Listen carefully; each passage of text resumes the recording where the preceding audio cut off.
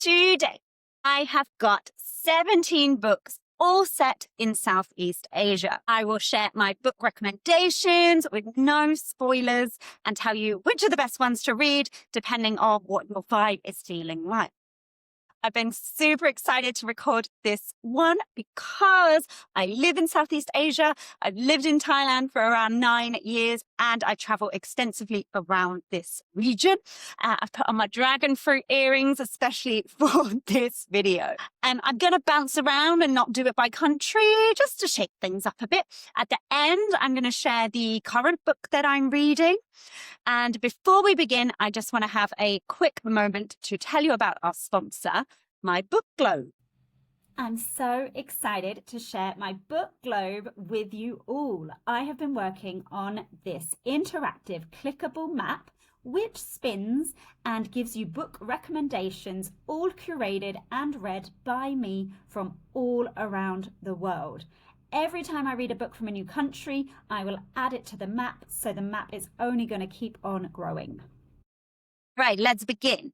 The first book I want to tell you about, I have mentioned once before on my BookTube channel, because it comes under one of my best historical fiction books. I'll link to that playlist at the end, which is Miss Burma by Charmaine Craig. Now, before I read this book, I really didn't know much about Burma or Myanmar. Obviously, it's a neighboring country of Thailand, and most people might be aware that there's lots of unrest there at the moment, and there has been over time. And this really gave an overview and a background of why there are ongoing tensions in Burma, and all set from like a family perspective, which is always my absolute favorite. However, this is not actually historical fiction because it is based on Charmaine Craig's own family members. Now, obviously, some of the conversations and things like that, she might have taken some creative license within this book, but it is truly absolutely remarkable. If you've been on my channel a while, you'll know I absolutely love a multi-generational story tied in with historical events at the time. So it's actually called Miss Burma because Charmaine Craig's own mother took part in a beauty pageant. And I learned so much about what the British, like my government, had done in Burma, things that we never get told at school, as per usual. And it really just taught me a lot about all the different kind of tribal factions that were in Burma, a lot about the Karens, and we hear a bit about the Karens in Thailand as well as people who were kind of part of the hill tribes here. And it just gave this overview to, there were all these tensions. I had no idea. I think the statistic is like that 50% of the population identified as ethnically Burman, but the other 50% were made up of all these other types of ethnicities put together. And as the British typically did, they favored like one group over another during colonization.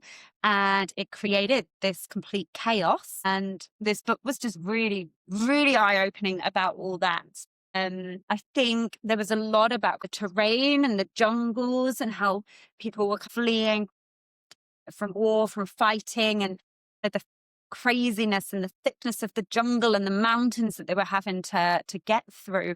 And I think that is really relevant as well for lots of things and for one of the books that I'm going to mention later as well. So I definitely recommend this book for any lovers of historical fiction or kind of non-fiction, but where it does read like a story. And that's always really important to me, is for things to read like a story, to pull me in. And really I learned so much, and I would definitely recommend this book, potentially even for people who like know nothing about Burma as well. It obviously doesn't teach you like all the historical facts, but it teaches it from a very human perspective. And that's one of the ways that I love to learn. Okay, number 2, I'm going to bounce across to Saigon. Once again, I might have mentioned this book before. It is by a journalist called Anthony Gray, who actually I read was imprisoned in China at one point, something to do with the Forbidden City. So a very interesting author. And this book is, I wish I had it with me and returned it to the library, but it's about this fact. And it is historical fiction, all based in Vietnam. And it tells the story of like multiple families who all interweave over generations. So we've got a white French family who were there under like colonial times. And then we've got different Vietnamese families. I think there's two, but who are interconnected, who then end up on opposite sides of the Civil War that happened in Vietnam, and then obviously the invasion by the Americans and the ongoing French colonization. I really liked it because actually Ho Chi Minh himself, the father of Vietnamese independence, is a character in the book, centered on him. But one of the characters, the daughters, she goes to fight for on Ho Chi Minh's side, on the side of communism, and meets him. And I thought that was really impressive, because if you've ever visited Vietnam, you'll know that he is a very big deal. There's lots of things named after him. You can actually go and see his entombed body in Hanoi. Maybe a little morbid for some people, but it's one way that Vietnamese like to pay their respects to him. Although I did read that he actually wanted his ashes scattered across all of Vietnam. So that's quite an interesting move, that they chose not to respect his dead wishes. Anyway, I really enjoyed this. I think it was really good at like encapsulating all the different cultural aspects. And sometimes I think there's something when you've written, because I know that Anthony Gray is now a journalist, I'm like, oh, I can really see those like observations that he's made and that have then been like included in his novel. This is definitely going to take you some time to get through. So if you want a quick win for a book to read so far, then don't go for this one, because it will take you some time, but it is so, so worth it. My third book I'm going to mention is another one set in Vietnam. It is called The Mountains Sing, and this time it is by a Vietnamese author. I'm probably going to butcher her name. Apologies. I believe it is Win Pan Q May. And this book, again, similar with a multi-generational story, starting in the 90s up until more current day. It's kind of similar to Saigon in that way, that it kind of encapsulates like the last 100 years of Vietnamese history. And this one really focuses on more of the family, I would say, with like a grandmother and granddaughter, and how they navigate all of the historical events that happen. Some obviously really, truly sad things that happen in this story. I really enjoyed it. I think I'm always trying to read more books by authors that are from those countries. And I think this is definitely a book that will teach you about Vietnam, teach you about some of the history. It's definitely shorter than Saigon, the Anthony Gray one. So I definitely recommend that one. Might be a good one to start with if you're digging into Southeast Asia books. Okay, number 4, I am going to bounce over to Malaysia now. And I have also mentioned this book before because I love it so much. It's called The Gift of Rain, possibly one of the best titles for a book, by Tan Tuan Eng, who is a Malaysian writer. And it's all set on the island of Penang, that I've been to many times. It's an island that's well known for its history, particularly a big mix of history. So to read a book that's set there, I just absolutely loved. And I thought, oh my gosh, I've walked around the fort that he's talking about in the book. And this is historical fiction. So it all starts off with a young Anglo-Indian, and he lives in Penang. And it's set just before World War II is going to kick off. And this young man, he befriends a Japanese man who comes to live on one of the islands just off of Penang. And they start off this kind of a bit of an unlikely friendship, and he becomes a bit of his guru, his teacher. And what happens then is that World War II starts, and the Japanese are invading different countries, and the friendship then becomes very strained. There's a lot of things about the British colonization that was happening at the time in Penang, different kind of rifts that were going on there as well. A lot of things about like, who are you really loyal to? at the time. Obviously, like as an Anglo-Indian, the main character, he feels quite undecided in his loyalty because he has both British and Malay background. And then one of his idols is this friend, the Japanese man. So I think that really comes through in the novel. And I just love reading books there for places that I've been. First time we're bouncing to Thailand now. And this is a book that I read quite a long time ago, but it really stayed with me. It is a memoir of a young woman who got caught up drug trafficking in Thailand and was convicted and went to Thai prison. And it's about her experiences of being in a Thai prison. It is called Forget You Have a Daughter by Sandra Gregory. Now, it's called that because this is the letter that she says that she wrote home to her parents, because drug convictions in Thailand, in a lot of Southeast Asia, carry very lengthy sentences. And she was given 25 years for trying to smuggle, I believe, heroin out of the country. I think this happened in the so some of you might even remember, like if you're a British audience, perhaps, or have an interest in Thailand, that this was happening at the time. But there were lots of things that were very strange to me within her family dynamics, about things like, she says that she was drug trafficking because she just needed the money to get home. And some of that didn't quite like add up to me. And I feel like there were some things that were left unsaid, as might happen if you were to write a memoir. But I think some of the truly shocking things were the things that happened in the Thai prison. I'm not going to give any spoilers, but you might be able to imagine very shocking living conditions, no AC, extremely hot, humid, living situation, hundreds of women all sleeping on mats in the same room. It's quite an infamous prison, the one that she was actually in. Like, it's quite well known in Thailand, and it's in Bangkok. And one of the most shocking things to me was that eventually there was some diplomatic pressure and she was extradited to England to serve out the rest of her term. And her family, loved ones, have been lobbying the government to do that for a while. It took them some time. So I believe she spent 4 years in the Thai prison before being moved to a British one. And this is where I found it absolutely fascinating, because she felt that the British one was way worse than what she experienced in Thailand. Some really quite horrific things that happened in Thailand.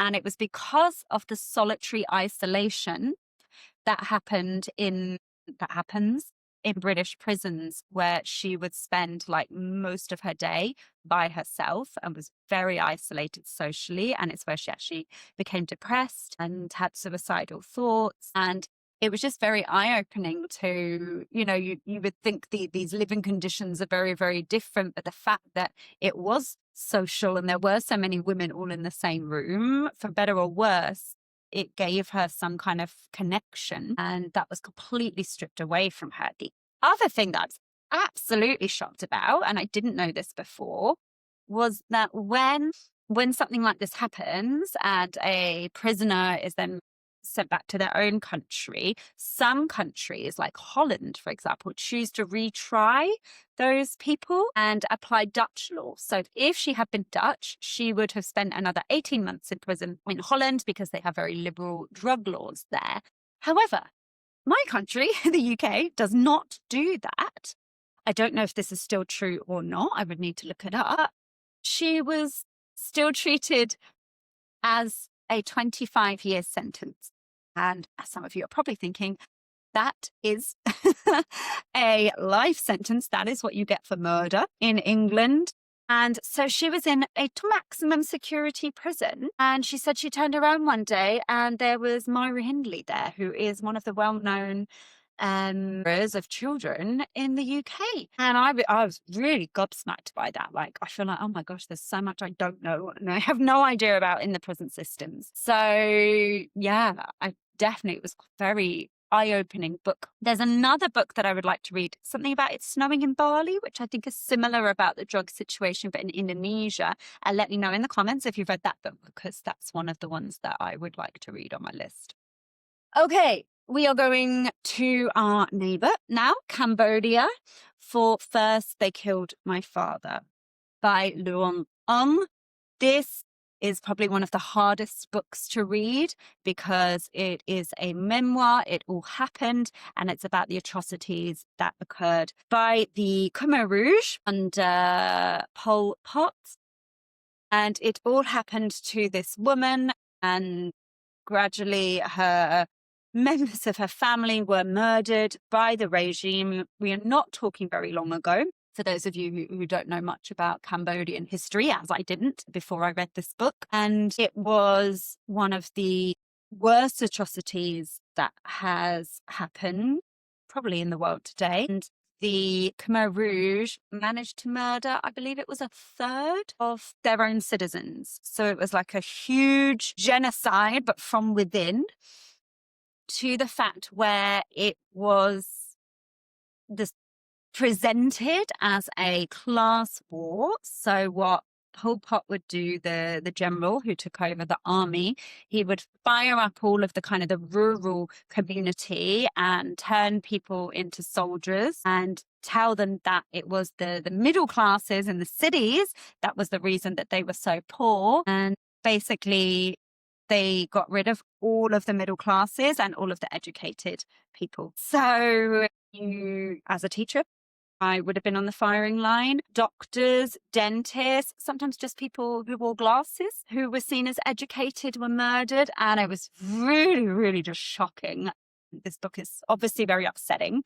There's actually a film of it that Angelina Jolie produced, which is quite slow. I guess it should be slow. It's not known as like a big action movie. But if you go to Cambodia, you can actually visit the killing fields where people were taken, and they're full of mass graves. And I guess it's kind of the equivalent of going to a concentration camp in Europe, like if you go and visit Auschwitz. It was a very, very hard place to visit.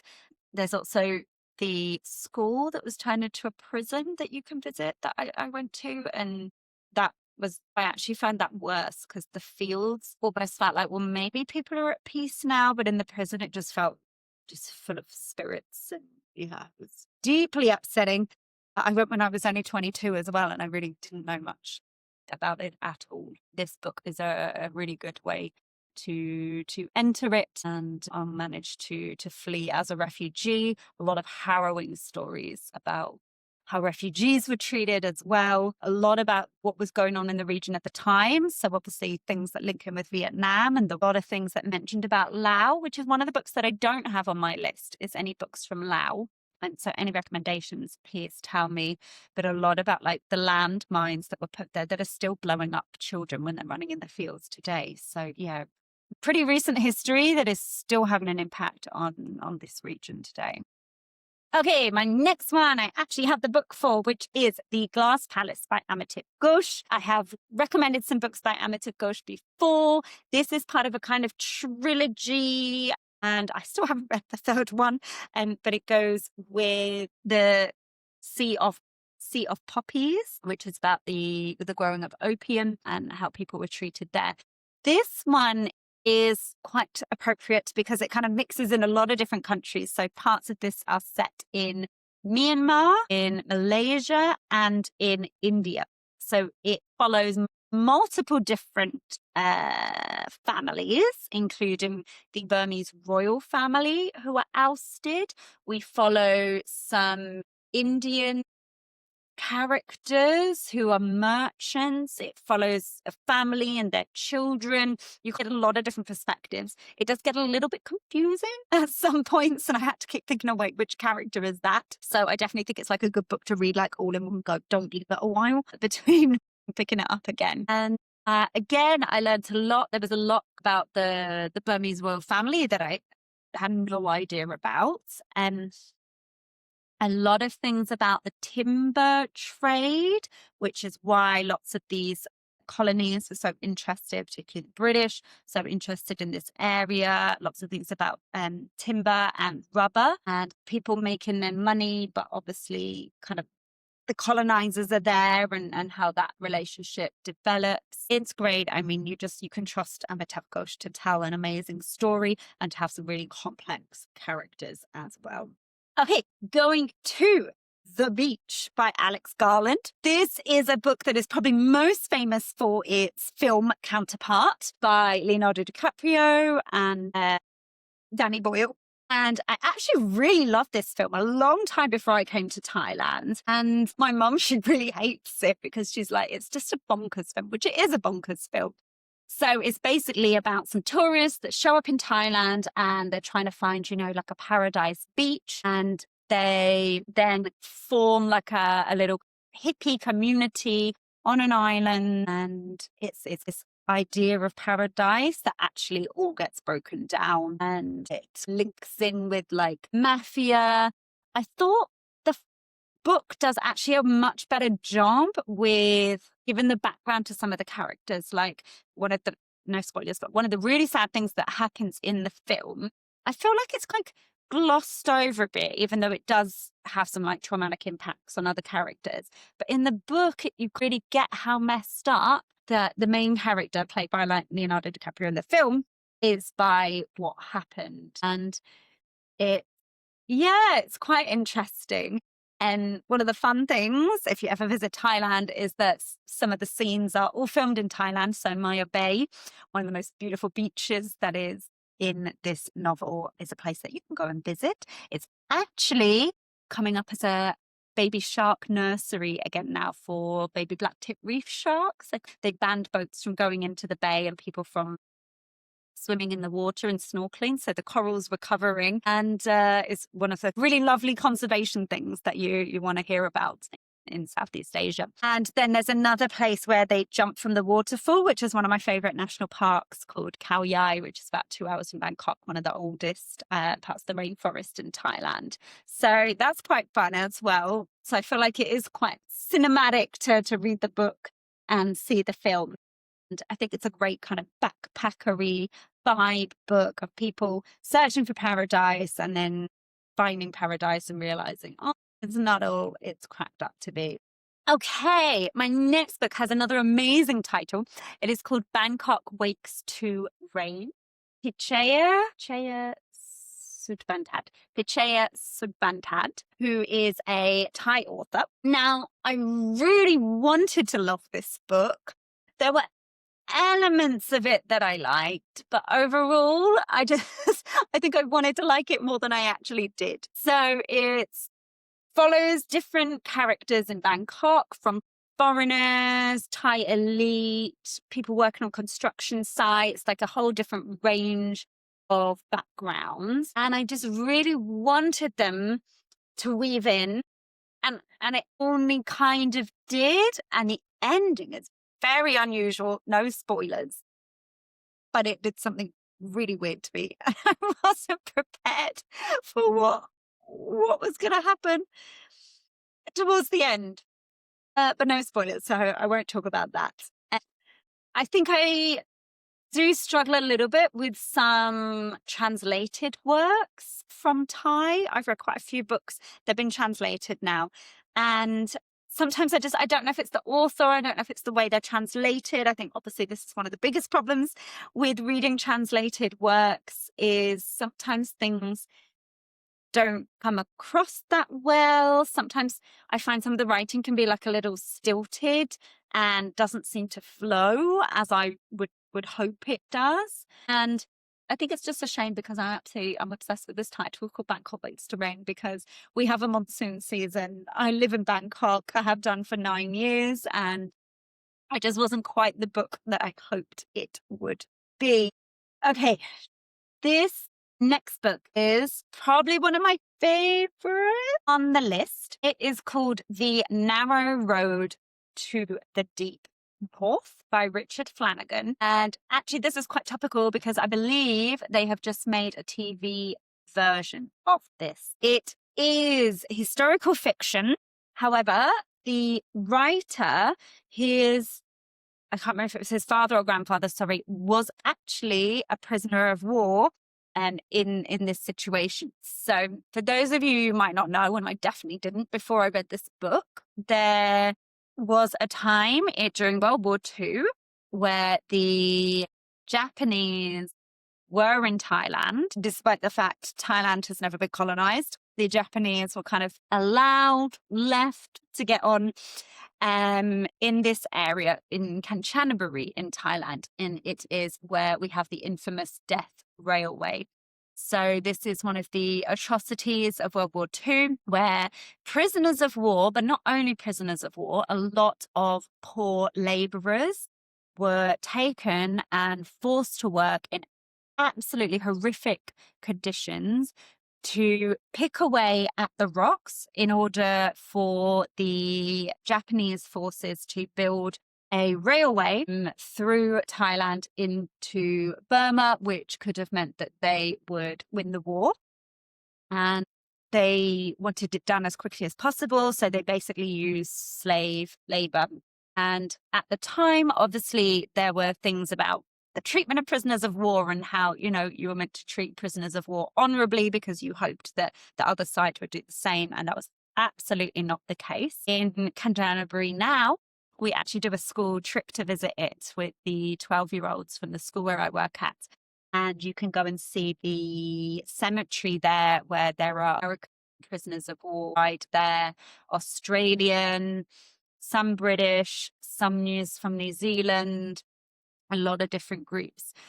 But one of the main things actually when I've been to the museum there is that there are a huge amount of Asian laborers who were basically trafficked, like tricked into thinking they were going to be paid and were forced to end up in these slave-like conditions. And I think Richard Flanagan does a really incredible job of drawing you into this. And some of it's set in Australia, more modern day. And then we get these flashbacks to what happened in Thailand during this time.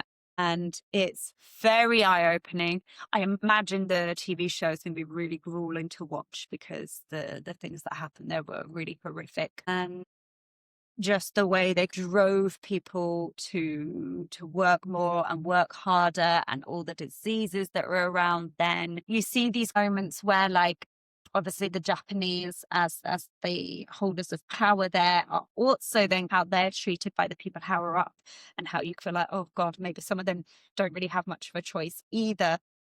So that was quite interesting. One of the interesting things when I went to the museum with some of the students from school is that our students are from all over Asia, and you can see a list of where the prisoners of war and the laborers were from, and they were from almost every country. Like some of my Korean kids were saying, oh my gosh, like people were there. And it was really, really quite shocking. And yeah, this book does a really good job of tackling this subject. And I recommend anybody interested in World War II history, anyone interested in Thailand, to read this book. I'm hoping that my parents, next time they come and visit, we might go to Kanchanaburi so that we can see about all the World War II history and that it has been preserved. Okay. Another one set in Bangkok, because that is one of my homes. And it is called Bangkok in Times of Love and War, by Claire Keith Fox, who is obviously a foreign writer here. This book, I did enjoy it. It's a bit more of a kind of a light-hearted look at some historical events that happen in Thailand. The main character, she's a nurse and she works in Bangkok and falls in love in Thailand. And it's all about wartime Bangkok that I found very interesting because that's not covered in some of the other things about diplomats. There's one where they talk about like an old beautiful house, and it really made me think of a museum called Jim Thompson's house that you can go and visit if you're ever in Bangkok. I definitely recommend.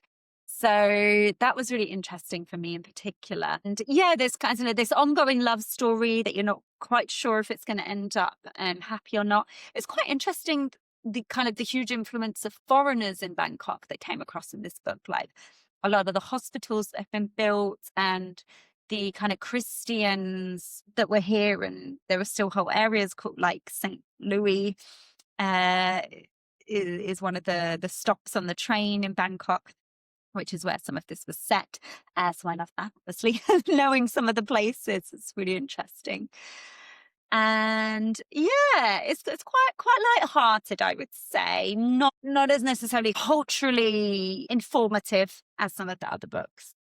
Okay, my next one is on the list. However, I have to admit that I read this quite a long time ago, but I did want to include it because it's all set in Vietnam. It's quite a classic. It's called The Quiet American by Graham Greene.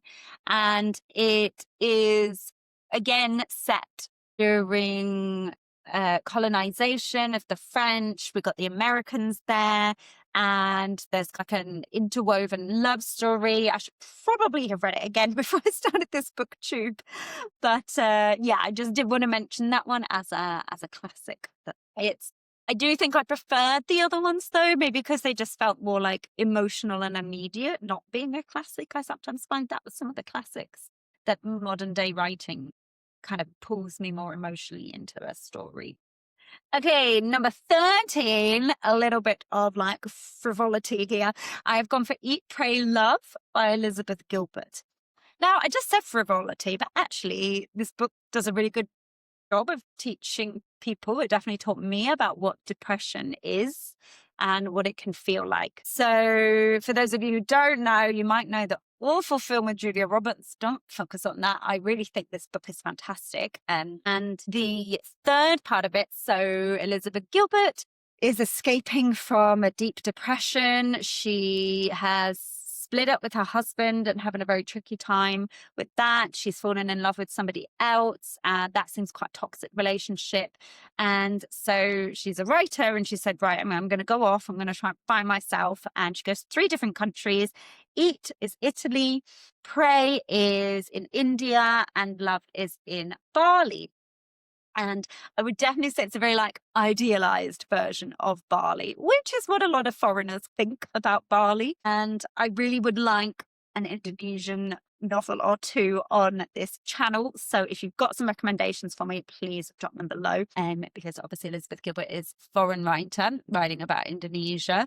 I think she does quite a lovely job of talking about the local life there, about how they've got like this quirky medicine man who predicts her future, and then she goes back to Bali to see him again. We're not really sure if he does actually remember her or not. And she helps him out.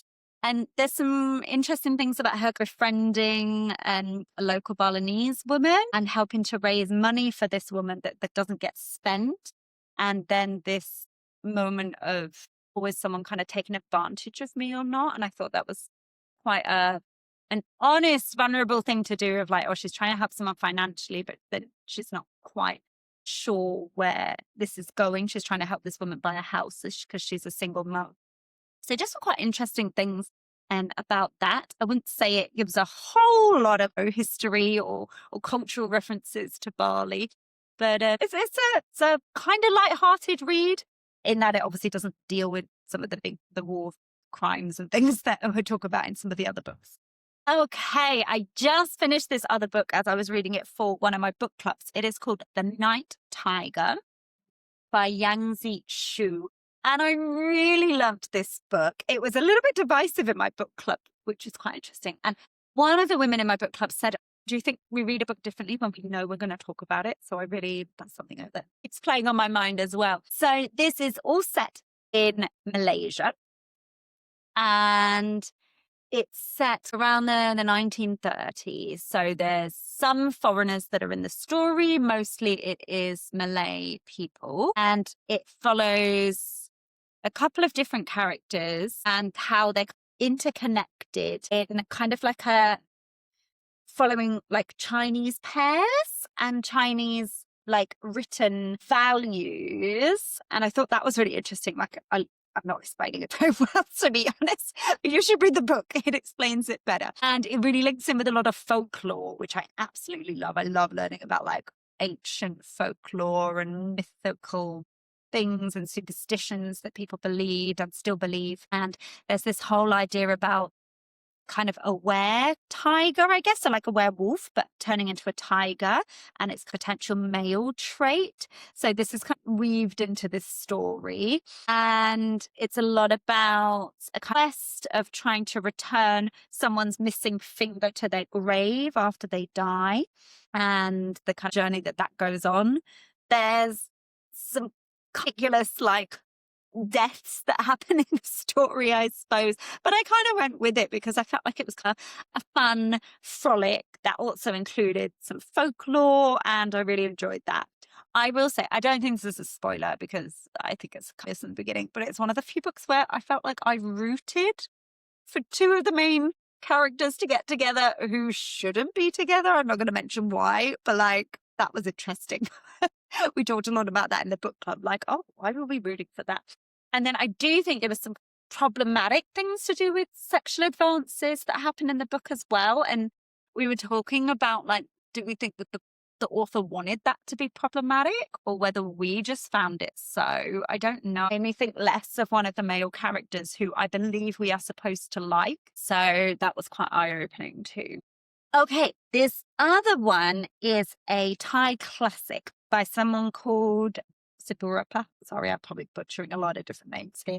And it's called Behind the Painting. I didn't go crazy about this book. I think mostly because a lot of it was set in Japan, and I was really hoping for a book set in Thailand. So I was a bit annoyed about that. But it basically follows like a young student who is Thai and travels to Japan and kind of is with like a mentor and his wife, and he falls madly in love with this man's wife, and we're never quite sure if it's reciprocated until we find out things later on in the book. So it's about this like kind of love obsession, this crush that happens, and how real or not that is.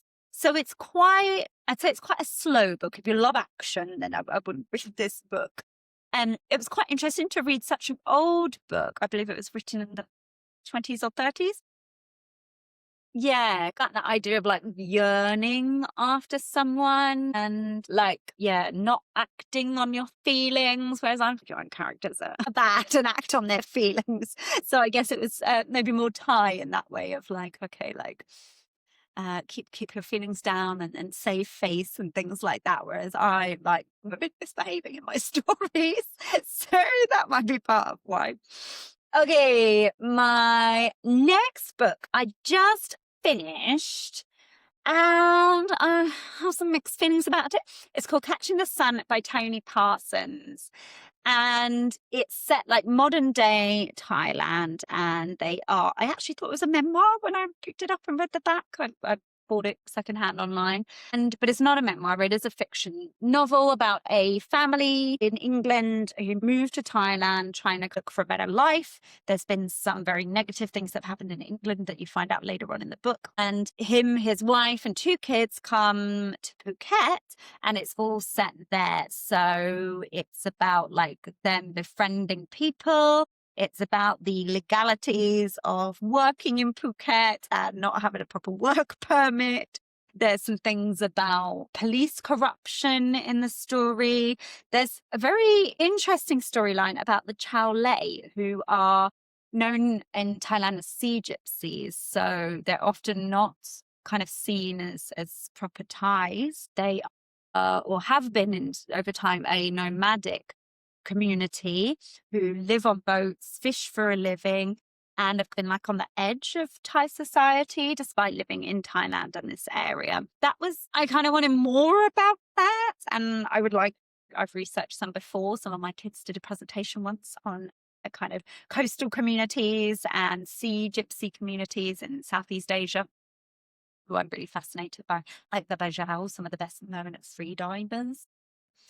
Someone needs to write a book on them. But yes, so that was, very eyes of a foreigner kind of story. I think there was at the beginning, it's just you're in this very seedy side of Thailand, the one that I know it exists, but I do not participate in. I'm not in touch with any people who participate in that. So I guess that grew me, and I thought, well, that's not the side of Thailand that I want to embrace. But I guess I should be aware of and know about. And there's an upsetting thing as well about it. a gibbon who is in a bar and drunk and things like that. I love gibbons. And the little boy in the story does as well. So I'm on the side of the little boy in the story who loves nature and thinks it should be free. Okay, my final book for today, but definitely not the last of my Southeast Asia books, because I've got way more coming, and I'm going to do a whole separate one like just for Thailand books after I've read a few more, and definitely going to try and expand my reading in the region. But I wanted to finish with Crazy Rich Asians as such a fun read by Kevin Kwan. Some of you might have seen the film. I thought the film was really great as well. Like, just a great romantic comedy with beautiful people doing beautiful things. And I think this book really made it even more outrageous and wild, like the lives that this elite lives. So lots of this is set in Singapore. There's a little bit in Malaysia and some of it in Hong Kong. And it's about these very rich families and the judgments towards each other, the prejudices, the old money versus new money, and ideas of class. And this woman, Rachel, gets swept up in it because she is dating this lovely man in America, and she has no idea that actually he's part of one of these families. And he brings her to Singapore for a wedding, and she gets on the receiving end of a lot of snobbery, and just like, I think the description of like the how and the lavishness and the luxury that people have is really eye-opening and just quite fun to read about. And then you're like, oh, these people have so much money, like, it is actually disgusting. And these bits to like, oh, they just go away to islands at the weekend, and you know how the other half live, all the private jets and everything. And I'm thinking, God, like the environmental impact of some of these things. But it is mostly just a fun read, and definitely gives it a little bit more depth than the film had. Like, I think because of the descriptions of things, it really made me realize that, oh my God, like, this woman's wearing a dress that is worth the same amount as somebody's apartment costs. So just things like that were like, ugh, crazy. So yeah, fun Singapore read. I have a couple of other books that are on my list. There is one called The Blind Earthworm in the Labyrinth, which one of my colleagues absolutely loves, and I'm waiting for her friend to finish it so I can borrow it. So I'm going to make a whole playlist on Thailand in future. As always, if you have any recommendations for me for books to read, particularly ones like from this region, I'm definitely keen for Indonesia, for Laos. I'd love some that like set more in Borneo, like nature ones, and also extending over to the Philippines, because I'm going to do one soon, a big playlist on like including like Japan and Korea and books there as well. Thank you for watching. Subscribe for more Books That Teach Us content in the future.